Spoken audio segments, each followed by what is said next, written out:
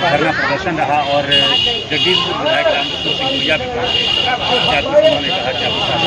आज माननीय विधायक जगदीशपुर ने कहा कि हमसे जितना हो सकेगा हम लोग आपकी समर्थन में हैं, हमारी सरकार आती है और आपको सम्मानजनक सैलरी दी जाएगी और आपकी सेवा अस्थायी की जाएगी। लगातार संघर्षों के बावजूद आप लोगों की मांगें नहीं मानी जा रही थी, तो आगे की क्या रणनीति होगी, क्योंकि इस बार विधानसभा चुनाव भी है, इसमें आवास कर्मियों का कुछ अहम रोल रहता है चुनाव कराने में। अगर हम लोग की मांगों पर विचार नहीं किया जाता है तो निश्चित रूप से हम लोग सरकार का विरोध करेंगे और ऐसी निरंकुश सरकार को उखाड़ फेंकेंगे। जिंदाबाद जिंदाबाद जिंदाबाद जिंदाबाद जिंदाबाद जिंदाबाद। कहाँ माइक है? माइक कंफ्यूज हो गया है, पानी से बिगड़ गया है। मैं सरकार से मांग करता हूँ कि लोगों का स्थायीकरण किया जाए और मैं आप लोग को वादा करता हूँ कि जब हमारे सरकार बनेगी, हमारे माननीय तेजस्वी प्रसाद जी बिहार के मुख्यमंत्री बनेंगे 25 में, तो सारे जो भी लोग जो मानदेय पर हैं उन लोगों को सरकारीकरण किया जाएगा, आप लोग को भी सरकारीकरण किया जाएगा और आप लोग भी अपने कार्य में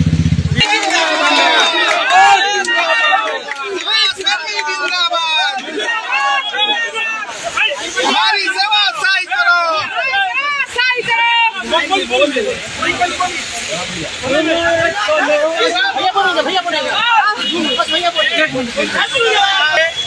जितने भी हमारे आवास सहायक आज पूरे बिहार में एक दिवसीय धरना पर हैं, इनकी मांगों को विपक्ष के नेता मुकम्मल मोहर मारता है कि सरकार इनकी मांगों को पूरा करे, अन्यथा ये आंदोलन विपक्ष के बैनर तले पूरे बिहार की सड़कों पर होगा।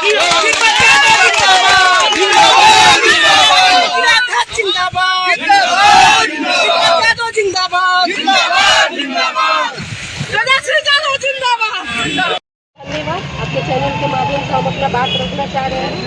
हम लोग का मांग यही है गवर्नमेंट से कि हम लोग का सरकारी सेवा कर दिया जाए और सम्मानजनक वेतन, समान काम समान वेतन मिलना चाहिए हम लोग का, और हम लोग को ज़रूरत से ज़्यादा हम लोग से काज लिया जा रहा है।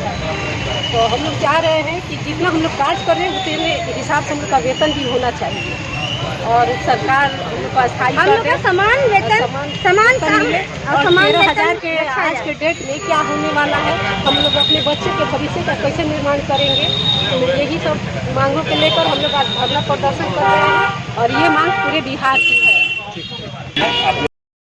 दिया गया है।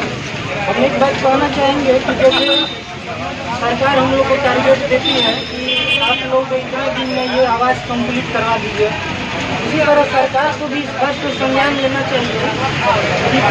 हमेशा हम लोग को ये बोला जाता है कि कमेटी का गठन किया गया है और वेतन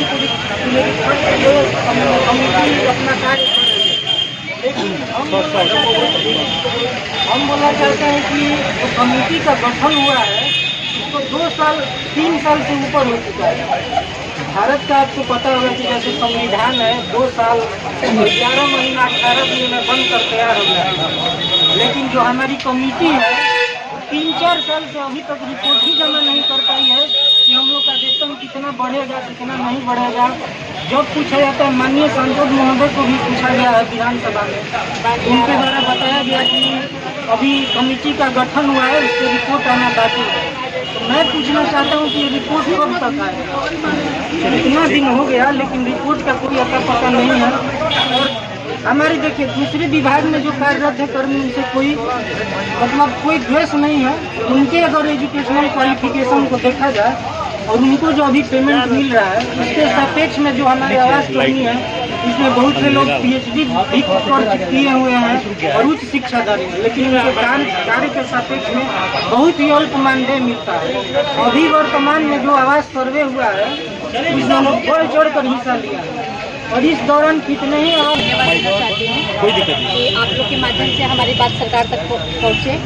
और सर हम लोगों का मतलब 10 साल हो गया, 10-11 साल हो गया जॉब किए हुए, लेकिन हम लोग के वेतन में कोई भी परिवर्तन या कोई भी सरकार की तरफ से पुनरीक्षण का काम नहीं किया जा रहा है। इतने कम पैसों में हम आज अपने बच्चों को पढ़ा भी नहीं पा रहे हैं। ऐसी नौबत है कि सर हम अपने बच्चों को अच्छी शिक्षा नहीं दे पा रहे हैं, अच्छा खाना नहीं दे पा रहे हैं। 13,000 में क्या होगा किसी का?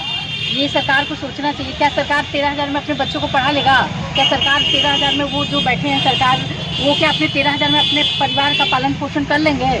अगर वो कर सकते हैं तो हम भी कर लेंगे।